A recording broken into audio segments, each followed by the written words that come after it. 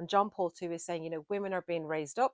He's not against women being brought he's not suppressing women. He's saying, go for it, push women out there, show the world how good woman is. But he's saying her role is to stop humanity, to aid humanity in not falling. And I think we need to be, if we are going to be front runners as women, if we are going to be public figures, if we are going to be speakers or leaders of groups, we need to be leading from a point of service. We need to be leading from a point of humility, and we need to be leading people to not fall. That has to be our like almost our blinkered vision.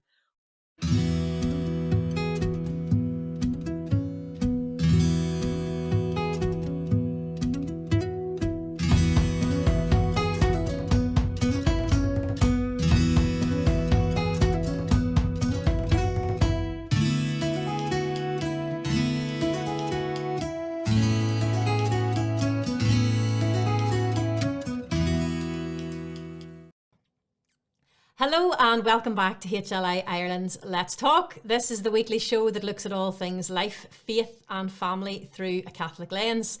I am your host, Lisa O'Hare, and we are continuing on our theme of the dignity of women. We have had a brilliant response to the first video of this theme with Therese McCrystal. So I'm really delighted that she's going to come back and join us for a part 2 of Women at the Well. Therese, welcome back to the show. Hello everyone. Hello Lisa. It's great to be back.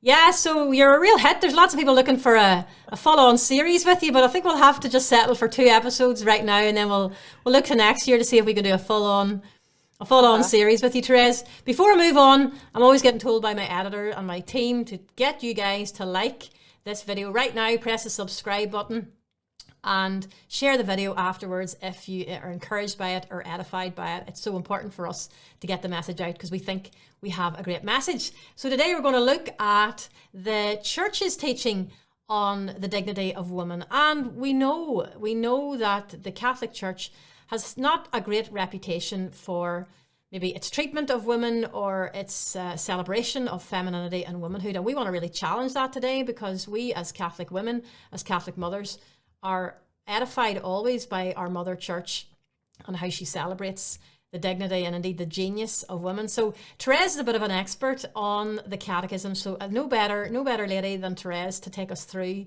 and correct some of the errors that people seem to have about the church and really celebrate what it means to be a woman in the eyes of God, the Father, and in the eyes of the Catholic Church. So Therese, well actually, you wanted to take a wee step back, didn't you, and talk about the concept of women at the well? Maybe we'll start there. Yeah, we'll do. What a number of the comments that we've had over the last few days or the week that people like the idea of women meeting at the well to talk and to share. We were away for our family holiday, and a young girl, I don't know, she's 20, 21, she gave a talk to the young girls there, and she was inspiring them to holy friendship. So on all the retreats we've been on for years and all the conferences, there's a lot of focus on the dating culture, on the pre-marriage culture, on the relationship culture, but no focus at all on actual friendships, just straight, non-emotional, non-romantic friendships. And I was really edified by her. And she shared with me herself then afterwards that she has a few friendships for the last number of years where they are intentional in their friendship and they intentionally ring each other to see how they're checking in with each other. They pray for each other's needs and intentions, and they meet and they gather. So they invest in their friendships. And I don't think I've ever seen that in my life anywhere where, over the years, I have just rung people, or in Ireland, we would call in on people, we'd have a chat, we'd have a cup of tea, whatever it is. There'd be that off the cuff kind of friendship, which is lovely too. There's a place for that too. But I was very edified by her intentionality, and it fitted with that whole intentional discipleship message that's coming through the church, filtering down through the church slowly now these days. And I was so impressed, and I thought that if we are being seen as or putting ourselves forward as meeting at the well, we should really help one another focus on what we should talk about when we meet. You and I, we both meet at the Catholic Mothers meetings, we meet at other groups, other events, and there's always a great chit chat, and you often just see the mothers just zooming in there together, and the guys are around hanging around with one baby or two babies hanging off them, and the moms are just grabbing that moment. They're grabbing those few minutes they get with that woman, and we go to one another for the strengths that we see in the other person. But I think it's really important that we help each other guard our tongues, guard our ears. You know, the old-fashioned virtues: custody of the eyes, custody of the ears, custody of the tongue, custody of the mouth. So I thought maybe we should look at that too at some stage. Yeah, it's so interesting, and I think I totally appreciate what you're saying, and it's something that's really been coming to my heart as well in the last few years. Really, is that idea of how do we elevate from just the chit chat to actually really praying with each other? Because I do think in Ireland, we have a great cup of tea culture, but we don't actually pause and say, well, why don't we just pray for that right now? And I'm starting to try to be a little braver when I'm having a conversation, particularly with another lady, another woman, you know, about. Particular area. Say, for example, I was talking about the experience of miscarriage, and I was talking to a lady, and I said, "Why don't we pray right now?" We had a shared experience, and and it was beautiful to share. That part is so important to really like be vulnerable and share your experiences. But then it's just to add in the power of the Holy Spirit and say, right, let's pray into that right now. And it's something else that we do seek online as well. I have some issues with special needs children that I have, and you find yourself going on for a bit of advice, but online you don't have the person to actually pray with you. And it's lovely to get the advice and to Google up and find tactics and solutions. But when you're with another person, or I know the Catholic Mothers group is great for that, popping in an intention onto the group to say, please, can you pray for a very difficult situation that I'm going through? Or please, can you pray for this particular situation? And that is just elevating everything. And I think that's a beautiful way to start. It's beautiful. Yeah. And I think as well, like if you look at the catechism, um, like I think some people, there's so many jokes around God made Adam and then he made a mistake, so then he made Eve, or, you know, Eve was the reboot model of the human being, blah, blah, blah. But it's not at all. And the Catechism talks about woman being pure gift to Adam, that God allowed Adam to experience life first on his own with the creatures. I mean, he had the perfect creation. He didn't just have like barking dogs and donkeys, he had the most perfect, exquisite experience of creation, but also the most perfect, exquisite relationship with God. He was walking in communion with God. And yet God still saw that he should have one of his own kind. So God made a gift for Adam. So, if you go past a jeweler's shop, you can ooh and ah at all the diamonds and all the jewels. But if you could imagine yourself as the most precious gift to the person sitting next to you, I think we could retrain our brains to say, well, how do I behave if I am this most precious gift? If I'm better than any diamond, if I'm better than any gold, if I, looking at just the worldly things as a gift, how does that check our lives? How does that check our responses to people? And it's the Catechism tells us she represents God, from whom our help comes. So we represent to man, we represent that God will help. So if our world is failing, if our world is saying there is no God, or I don't experience God's help, or God hasn't helped me, there's part of it that says that's on us. That's on woman. And the feminist agenda has not helped us to help people at all. So it has failed us as a race. It has failed us as a species. It has failed us as a union, that we are being taught to be independent and headstrong and do your own thing and get your own thing. But we are leaving men in the dirt, literally. That's the call of feminism. And that means we are failing to be that representative of God. And like you said, the church gets a bad rap for its position of woman. Like, to be told that you represent God, you actually can't get higher. It's a really high Mm-hmm. call. It's like, whoa, okay, am I living up to this representation of God? I don't think I am. But we should be checking each other, and maybe the next time we meet as Catholic mothers or Catholic women or daughters and so whatever, we should say, so you representing God these days? How you doing? How's that representation going? We should do an appraisal of one another's representation and see how we're getting on. Mm-hmm. And it's so important, like you say, that the whole idea then of the complementarity of man and woman is written into our very bodies. But it's that call then of what do we bring to the party? What do we bring to the world? And there's a lot of talk, and feminism has really attacked at the root of woman is her fertility, really. And I think that's one of the core issues, is that feminism seeks to suppress the very power that we have to bring life. And that is one of the most detrimental aspects of the ideology, when actually women are prepared to sacrifice their own children. They're actually prepared, and it's hard to even say the words of what women are prepared to do, to be honest. It really breaks my heart even go there.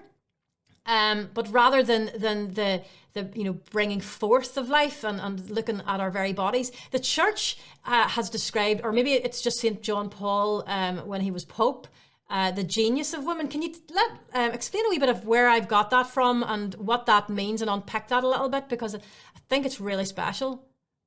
Well, on our last show, we mentioned the document of John Paul II, Mulieris Dignitatem, which is the dignity and vocation of women. And he has one fantastic quote. Can I just read out the quote from it? Please do, He yeah. said, the hour is coming, in fact, it has come, when the vocation of woman is being acknowledged in its fullness. The hour in which women acquire in the world an influence, an effect, and a power never hitherto achieved. That is why at this moment, when the human race is undergoing so deep a transformation, women imbued with the spirit of the gospel can do so much to aid humanity in not falling. And it's like, wow, we have, all women are in the world, all women are influencers, but we can influence for good or for bad. And John Paul II is saying, women are being raised up. He's not against women being brought into he's not suppressing women. He's saying, go for it, push women out there, show the world how good woman is. But he's saying her role is to stop humanity, to aid humanity in not falling. And I think we need to be, if we are going to be front runners as women, if we are going to be public figures, if we are going to be speakers or leaders of groups, we need to be leading from a point of service. We need to be leading from a point of humility, and we need to be leading people to not fall. That has to be our like almost our blinkered vision. What can I do to help these people in my sphere of influence? How can, like you're saying, to elevate them? It's not just not falling, it's how can I lift the people around me higher? And so John Paul II, there's four aspects or four attributes to the teaching on the genius of woman, and that's that we are receptive, generous, sensitive, and maternal. Now, it doesn't mean that every woman will have children. That's not the teaching. It's saying that we have this maternal inbuilt mechanism, and that means that we bring forth life. So we can walk into a room and we can be like a thermostat. We can turn the temperature up or we can turn it down by our very words, by our actions. We can turn up the spiritual temperature of the room, of the church, of the prayer group, of the family, of the dining table. How we act affects how everyone else in the room acts. And that's our aiding humanity and not falling. And that's using our genius. We are receptive. It means we are in a place of receiving. So Adam was made, all the other species were made, but there was no way for the human race to continue. Adam needed to give himself to someone. And in him giving himself to another, the next generation is brought forth. And that's our lives. That's our lives today. Unless we are giving ourselves to one another, there isn't new life. And that's it's not just the basis for human reproduction. It's the basis for the spiritual life, that we must spend ourselves on each other, women to men, men to women, sister to sister. Our call is to service and to active love, if that makes sense.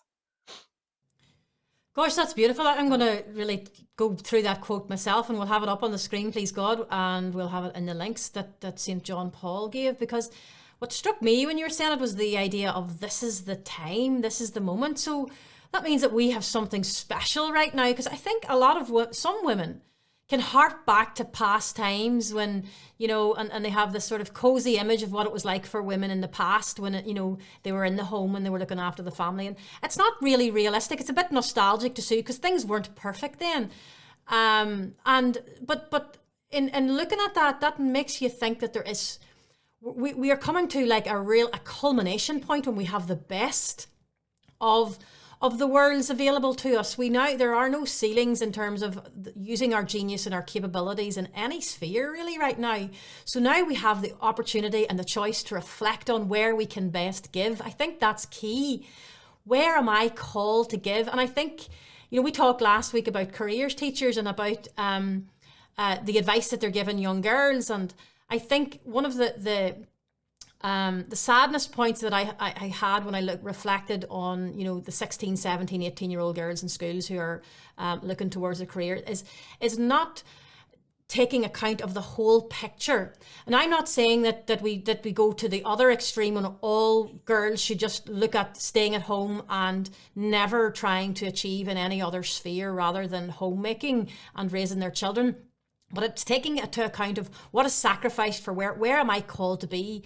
And I've said it often, particularly say in the caring profession, in the medical profession, I have been absolutely blessed by women doctors and surgeons and nurses who clearly have given so much of their time and energy to caring for people who need it. And I've been on the receiving end of that and so grateful to it. But on the other end, there have to be sacrifices for them in terms of their personal life.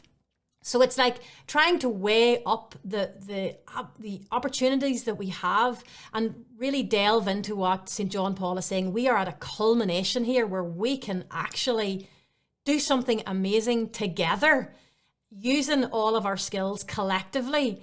And I think that's something that and that's the beauty of, like you were saying, the young girl reflecting on this with her friends, because at that age, late teens, early 20s, you really are looking at life and looking at where God is calling you, and you really need the help of your peers. It's very difficult for us, even one generation up, to be in your shoes and to say, right, this is the way you should go, because the landscape is changing constantly.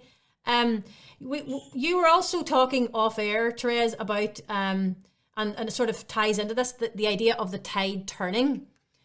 So we are seeing an attack on womanhood and we said already fertility, but there is now trying a great swathe, not just from the religious perspective of trying to reclaim what it is to be woman and what it is to and what it is that we bring that is different to men. It's such a strange situation to be in, because on one hand people are trying to say there are no differences, and on the other hand this whole argument is just exploding as into, hang on a second, there are fundamental differences. A lot of people, they're afraid to say that women and men are equal. Like, we have Catholics and Christians tripping over themselves to be polite and to not offend anybody, and they mean it from a very good-hearted place.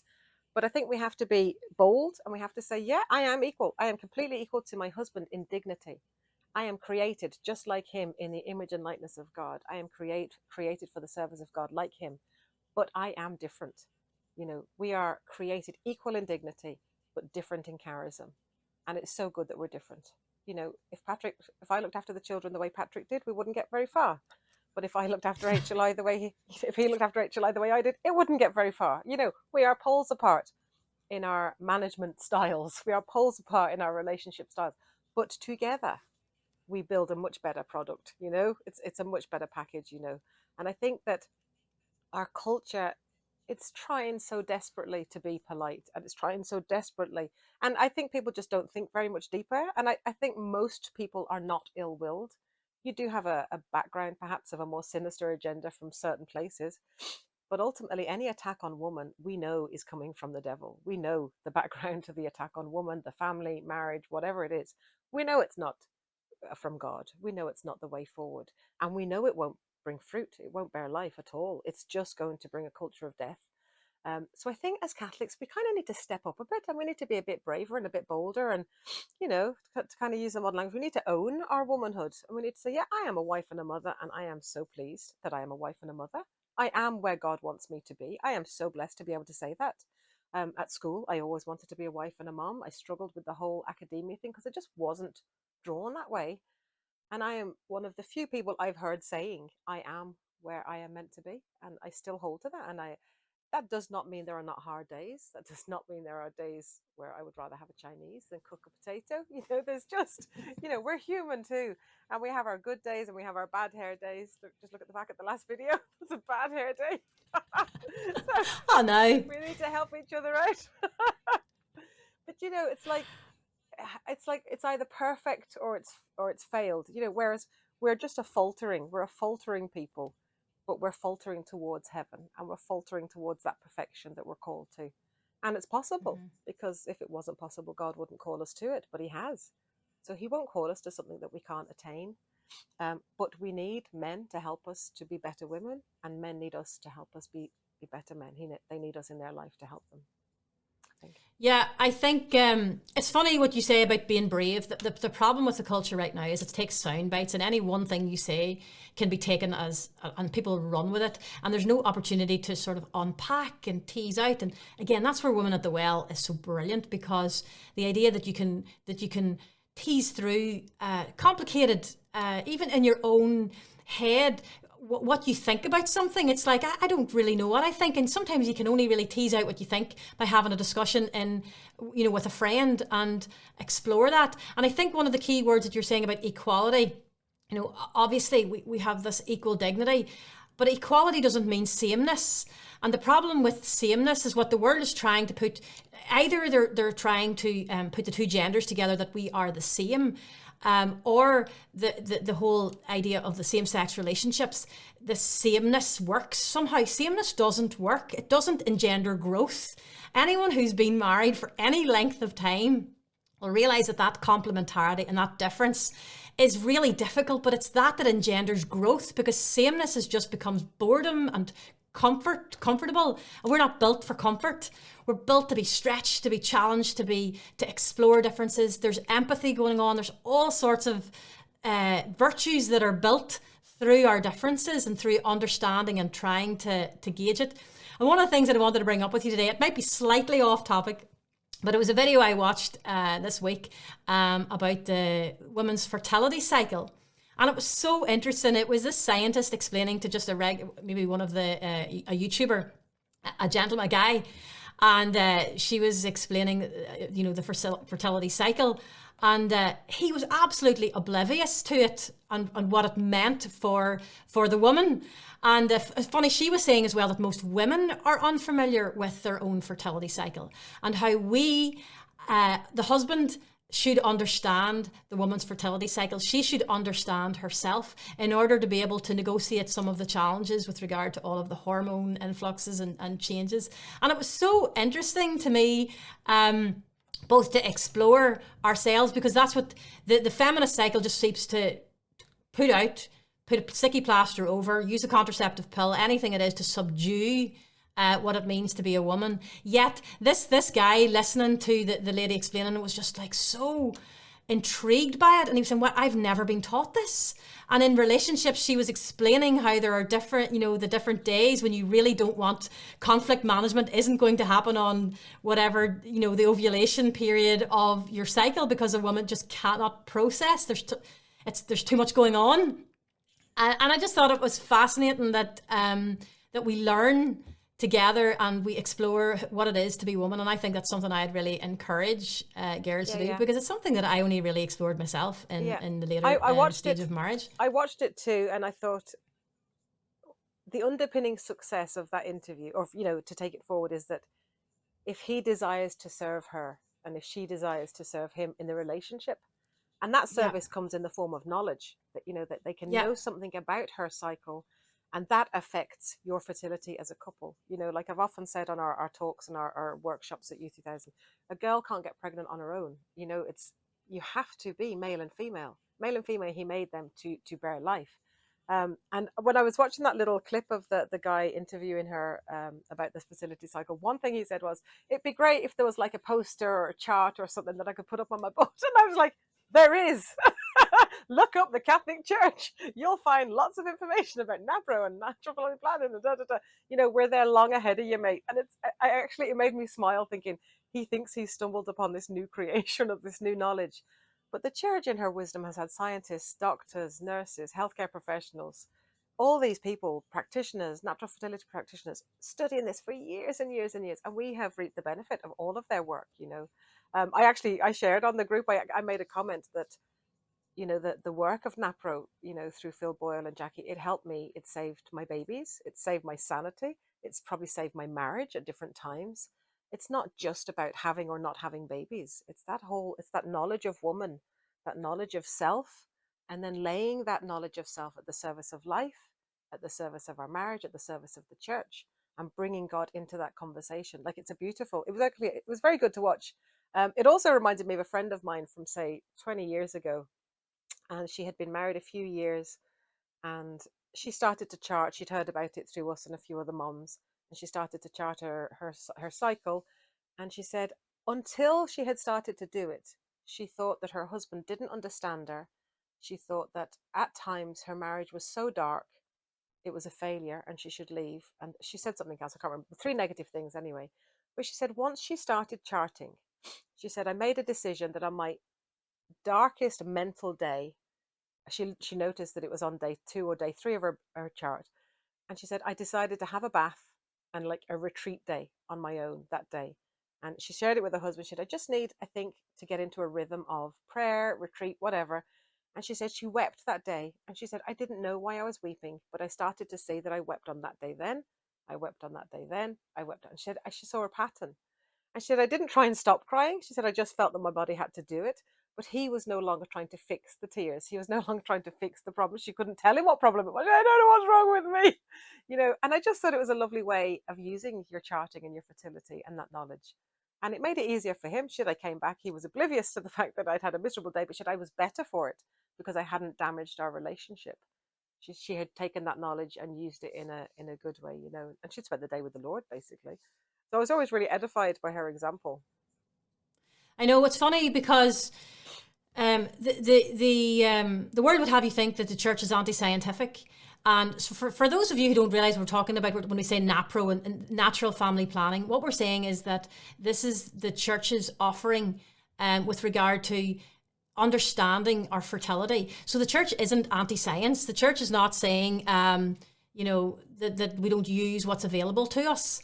But she is anti the contraception and obstructing God's natural plan. But she's encouraging us to embrace what we the knowledge of our own selves. And it's like you say, the church. It's natural family planning that opens up to us. It's like not taking the shortcut of contraception, not taking the shortcuts that the world would offer you, but actually brings real liberation, proper liberation for young women and for girls to really understand yourself. Because when a light bulb turns on, it's phenomenal. And you're thinking, how did I not know this? The world does not want to teach this. And we're hearing so much about sex education in schools and all the rest of it. But that's ideology. There's not any actual scientific teaching going on. Why don't they teach us about the female cycle? Because it's as important for a married couple to understand, because and manage the beautiful area. And we should say, and the catechism does teach that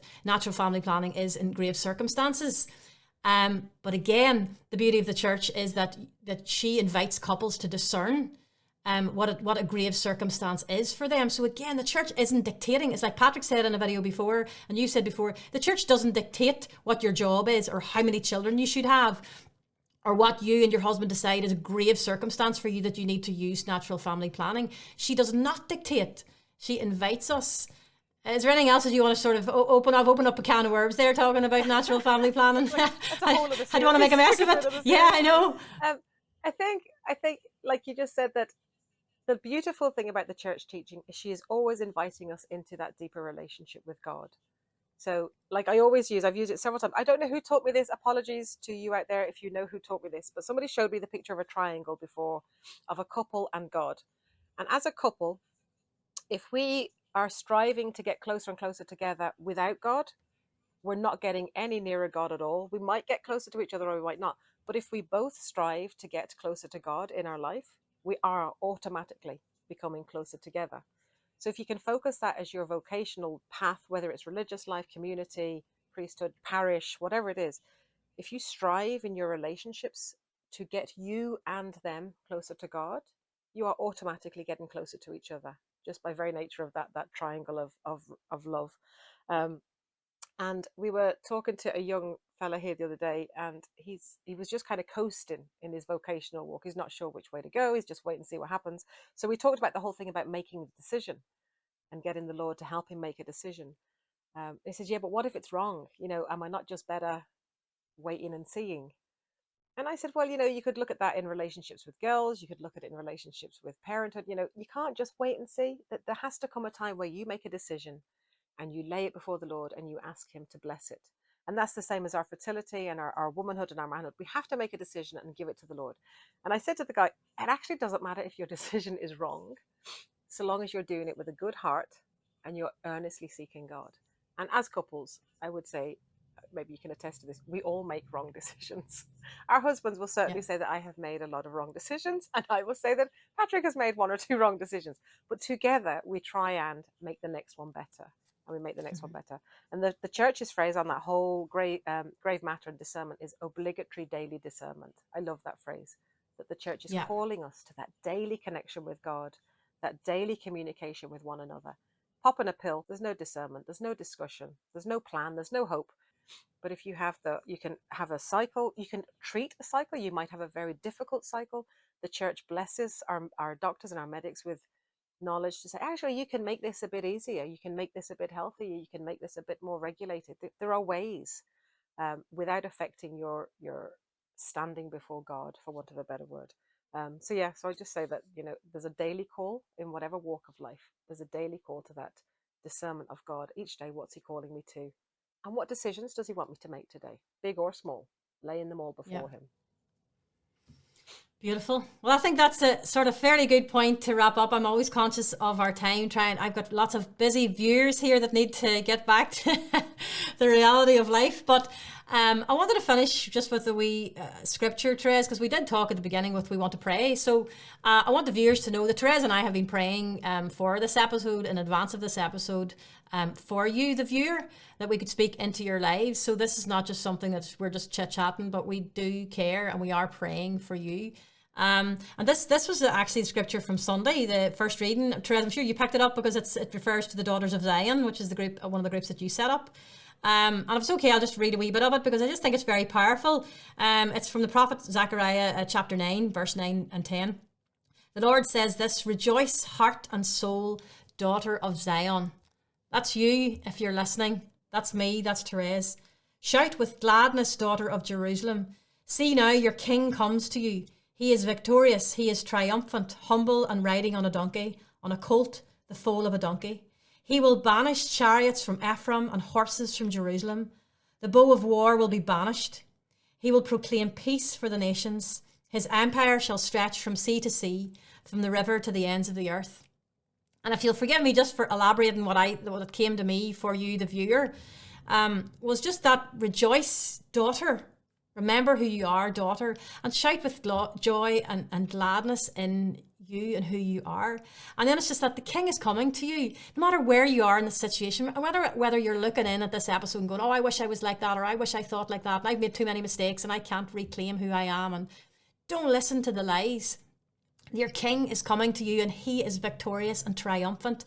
He will banish the chariots and the horses. So if you look back at the humble peasant at the time, chariots and horses must have been the most terrifying sight and unbeatable. But yet he's going to banish it. Whatever the biggest trauma or the biggest challenge that you see hurtling down the road at you, he's going to banish it. And war will be banished, and he'll proclaim peace for his nations. And the last line was, his empire shall stretch from sea to sea, from river to the ends of the earth. His empire will reach every single part of your life. Therese will testify to that. Every single part, these most intimate things that we're talking about, the most intimate decisions that you're trying to make, how you're feeling on every day of your cycle, his empire reaches right to the lengths, from sea to sea and to the ends of the earth, and to invite him into your story, and so that you can reclaim the dignity of who you are as a woman. So that's what came to me. Therese, have you any sort of final closing words on that, just as an encouragement to anyone listening? Just the lovely thing that comes to mind is the St. Catherine of Siena quote: "Be who you are meant to be, and you'll set the world on fire." Yeah, God has made you woman. God has made you man. Whatever he has made you, be it to the full. Be it to the max. Own your womanhood, own your manhood, and get out there. Be a woman. Yeah, fantastic. So folks, we're just going to wrap up now to thank you for taking the time to join us at the well this week. I want to remind you, please, if you've enjoyed it, to like, subscribe if you haven't already, and share the video.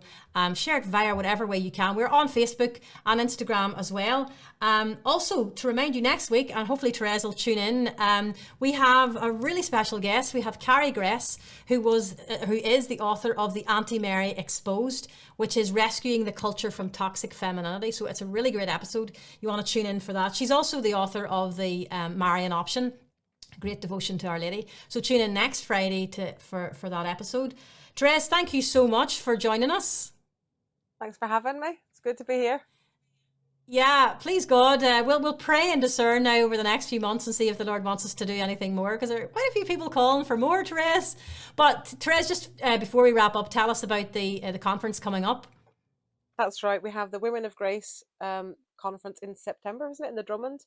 And there's fabulous, fabulous content. So this is the reading book, and there's a study book. We'll talk more about it at the weekend. A number of people online have asked, could we run it digitally? And I think we are going to try and do that. But we would always encourage people to do it physically together, because it's just much better to meet at the well together. But the Full of Grace, look at the website for the dates and the times and the cost. You'll get it all there at humanlife.ie. Great stuff. Well, that's it, folks. Thank you so much for joining us again this week. I hope you are enjoying your summer. And next week we'll see that'll be actually the last episode of our series on the dignity of women. So you want to catch that. And tell all the men in your life. There's a men's month coming up next, Men Called to Greatness. So you want to get them tuned in and primed for 4 weeks of episodes, focusing on the men in case they're feeling a bit neglected. But as for now, I want to thank you again. Please remember that we at HLI Ireland are working and praying for an Ireland where God is first, life is sacred, and the family is cherished. Until next time, goodbye and God bless.